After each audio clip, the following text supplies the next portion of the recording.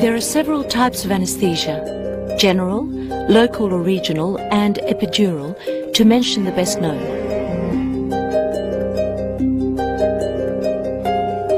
This film has been made to explain standard general anesthesia. We will lead you step by step through the entire procedure. Anesthesia is not an end in itself, but an aid. It has three objectives: avoid pain, induce deep sleep and amnesia, that is to say, a hypnotic state, induce muscle relaxation to make the surgeon's work easier. You will meet your surgeon approximately 1 month before your scheduled operation, then be sent for anesthetic consultation to discuss any medical problems you may have mentioned at that time. The anesthesiologist will ask a number of questions concerning your health and explain the anesthesia procedure. Do you take regular medicine? No. Nothing? Are you allergic to anything? Yes, to pollen. Side effects and possible anesthesia-related risks will also be discussed. Such risks depend on three factors: your pathology, the surgery itself, and your medico-surgical background. Anesthesiologists know that general anesthesia is not risk-free and are aware of the problems which may arise following general anesthesia. Although the anesthetic drugs employed may cause post-operative nausea or vomiting, such symptoms usually disappear spontaneously within a day or two. Generally speaking, we can say that safety has improved considerably over the past several years, thanks to an increase in the volume and efficiency of established control methods. Today, at the Geneva University hospitals, there is only one serious anesthetic accident every 4 or 5 years. That is to say, one for every 100,000 operations. Most accidents are generally related to the patient's state of health, which is why anesthetic consultation is so important. It determines the measures to be taken to ensure the best possible anesthesia. You may be aware of things during the operation, such as conversations or activities going on around you. This can happen if the anesthesia isn't strong enough. We endeavor to ensure adequate, well-adapted anesthesia. Once everything has been discussed, the anesthesiologist will ask if you agree. Do you agree to the use of blood products? Are you a Jehovah's Witness? No. Good.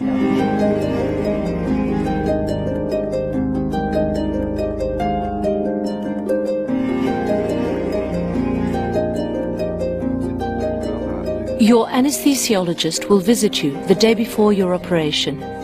He will ask a few questions and examine you, keeping in mind conclusions made during consultation. Your anesthesiologist may advise, or you may ask for, a sedative or relaxant before transfer to the operating room.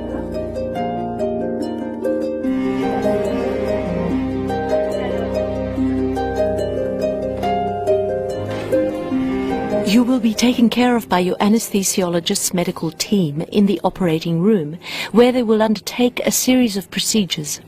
They will verify your identity and the type of operation you are to undergo. Welcome to anesthesia. Hello, doctor. Hello. I'd like to verify your identity again. Your name, please? Patrick Martin. Patrick Martin. I'll just check the bracelet. Good, okay. This is your file. Perfect.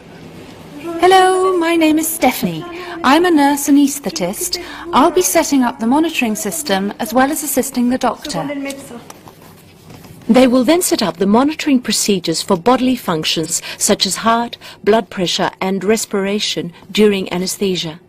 And they will install an intravenous device, also known as a catheter or peripheral venous drip, to administer various substances throughout the operation.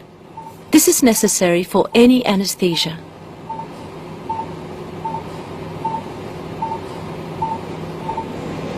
Monsieur Martin. We will now prepare you for the general anesthesia, Mr. Martin. You begin by breathing into the oxygen mask. It contains nothing but oxygen. Please breathe deeply. Breathe at a normal rate while emptying your lungs. Very good. You're doing well. How are you doing? Breathe well. There. The first drug is a powerful pain reliever. If you feel dizzy, just close your eyes and think of something pleasant. We will be with you throughout the entire operation to make sure that everything goes all right. We'll see you when you wake up. Breathe deep. One more time. Very good. Once more.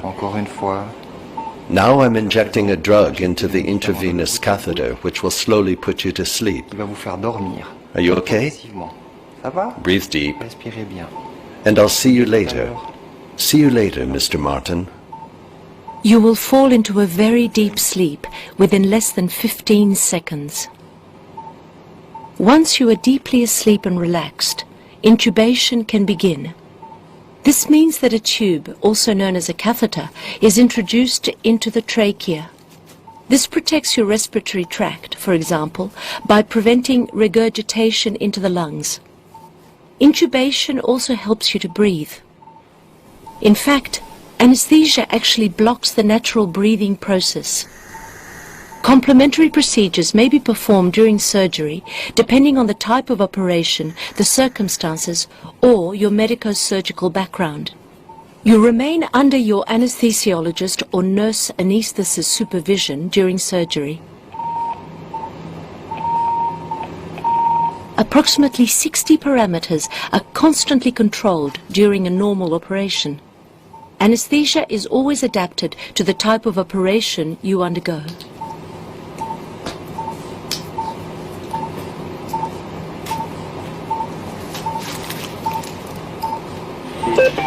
You will be transferred to the recovery room, where a medical team will watch over you after surgery. My name's Francis. I'm the recovery room nurse. We'll keep you here with us for a few hours to ensure that everything's all right. Are you in pain? Yes, a little. Okay. If 0's no pain and 10's maximum pain, can you tell me where you are on a scale of 0 to 10? 4 or 5. Okay. We'll quickly give you something for the pain. Once you are awake and back in your room, you will be taken care of by the analgesic team to help you fight the pain and keep a close eye on you for 48 hours.